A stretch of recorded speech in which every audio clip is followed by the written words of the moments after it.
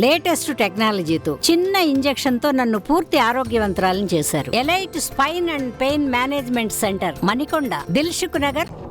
Government లో అనేక రకాలైనటువంటి వాగ్దానాలు చేసి వాళ్ళు ఫెయిల్ అవ్వడం వలన జనంలో రాజకీయంగా అపనమ్మకం వచ్చింది. కాబట్టి ఏమైనా గ్యారంటీ ఇచ్చి ఆ గ్యారంటీ ద్వారా మనం జనానికి విశ్వాసం కలిగించాలని చెప్పి కర్ణాటకలో మా ఏఐసిసి మళ్ళీ స్టేట్ గవర్నమెంట్లో ఉన్నటువంటి మా నాయకులు 5 గ్యారంటీలు ఇచ్చి 5 గ్యారంటీలని గవర్నమెంట్ రాగానే హాఫ్ అన్ అవర్ నేను కూడా ఒక సచివ సంపుటలో మంత్రి ఉండటం వలన అర్ధ గంటలో నోటిఫికేషన్ ఇష్యూ చేసి ఈ గ్యారంటీలన్నీ కూడా 56,000 కోట్లు 56,000 crores దానికి మన గ్రాంట్ పెట్టి స్టార్ట్ చేస్తాం.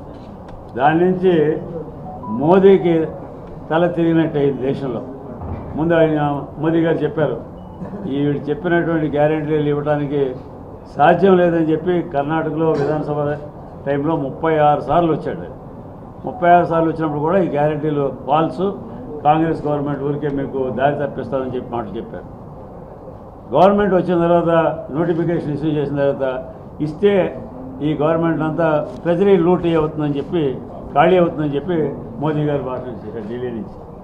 అది అయిన తర్వాత గ్యారెంటీలు ఇవ్వడం మొదలుపెట్టిన తర్వాత ఆయనే మధ్యప్రదేశ్లో, రాజస్థాన్లో గ్యారెంటీ అనేది ఫస్ట్ ప్రథమంగా ప్రధానమంత్రి ఆయన అక్కడ అనౌన్స్ చేశాడు. సో అక్కడ ప్రారంభమైనటువంటి గ్యారెంటీలు ఈరోజు దేశంలో అన్ని చోట్ల కూడా మోడీ గ్యారెంటీ కాడికి వచ్చింది. మోదీ గారికి విరుద్ధంగా జనం తిరగబడుతున్నారని తెలిసి వాళ్ళు కూడా ఈ రోజున మోదీ గారు గ్యారెంటీ గ్యారెంటీ గ్యారెంటీ రోజు పత్రికల్లో, మాధ్యమంలో చెప్తున్నాడు. సో ఆ రకంగా కర్ణాటకలో మనం నడిచింది ఎలక్షన్ 7వ తారీఖు కంప్లీట్ అయింది. ఆ ఎలక్షన్లో ఈ గ్యారెంటీల వలన మాకు పర్టికులర్గా లేడీస్ మాకు పోలింగ్ బూతుల్లోకి వచ్చి పరిగెత్తుకొచ్చి ఫస్ట్ మార్నింగ్ అవర్స్లోనే ఓటేశారు.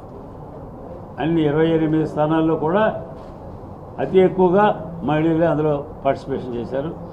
వాళ్ళు క్లియర్గా మాకు డైరెక్ట్గా కరెంటు 200 యూనిట్స్ వచ్చింది. కానీ మనకి రైస్కి 5 kg 170 రూపీస్ డైరెక్ట్గా డీబీటీ ముఖారం వచ్చింది. కానీ ప్రతి నెల 2,000 రూపీస్ అక్కడ ఇస్తున్నాం. 2,000 రూపీస్ వచ్చింది. కానీ వీటిలన్నిటి నుంచి కాంగ్రెస్ గవర్నమెంట్ గురించి, కాంగ్రెస్ హైకమాండ్ గురించి, మేము చేసిన వాగ్దానం గురించి వాడికి చాలా నమ్మకం కలిగి ఈరోజు కాంగ్రెస్కి ఎక్కువ మద్దతు ఈ రోజున జనం దగ్గర దొరుకుతుంది.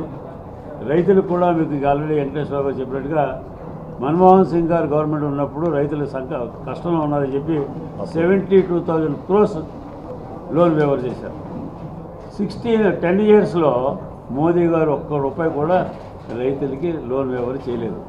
అయితే ఇంటర్న్ 16 లక్షల కోట్లు వాళ్ళ ఆదాని, అంబానీ లాంటి కార్ఖానాలో ఉండేటువంటి వాళ్ళకి అందరికి కూడా ఆయన లోన్ మాఫీ చేశాడు. అంచేత దానికి కూడా మేము అప్పుడు ఎంఎస్పీతో పాటు స్వామినాథన్ గారి రికమెండేషన్ మీద రైతులందరికీ కూడా ఉన్నటువంటి లోన్ వేవర్ చేస్తామని చెప్పి ఇప్పుడు మా ఏఐసిసి అర్థం చేస్తుంది. 1 lakh మహాలక్ష్మి, మేము గృహలక్ష్మి 2,000 అక్కడ ఇస్తాం, ఇక్కడ 2,500 చెప్పాం. అది స్టేట్ గవర్నమెంట్ నుంచి వస్తుంది. ఈ 1 lakh ప్రతి నెల 8,333 రూపీస్.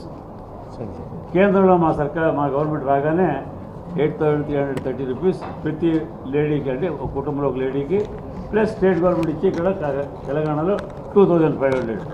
సో ఇంత అమౌంట్ ప్రతి నెల ఇస్తానికి కాంగ్రెస్ గవర్నమెంట్ వాగ్దానం చేసింది. ఆ వాగ్దానాన్ని ఇప్పుడు ఏ స్టేట్లో ఇచ్చినా ఆ స్టేట్లో మేము నెరవేరుస్తాం. అంచేత తెలంగాణలో కూడా జనం విశ్వాసం పెట్టుకుని మన రేవంత్ రెడ్డి గారు ముఖ్యమంత్రి నేతృత్వంలో నడిచే గవర్నమెంట్ ఏ వాగ్దానాలు చేసినా ఆ వాగ్దానాలని కూడా కేంద్రంలో మా సర్కారు రాగానే, ఇండియా తోటి వచ్చే సర్కారులో ఇది తప్పకుండా కూడా వాగ్దానాలు నెరవేరుస్తుందని చెప్పి ఈ సందర్భంలో జనానికి ఒక మాహితి ఇస్తూ ఈరోజు మార్పు చాలా కనిపిస్తుంది.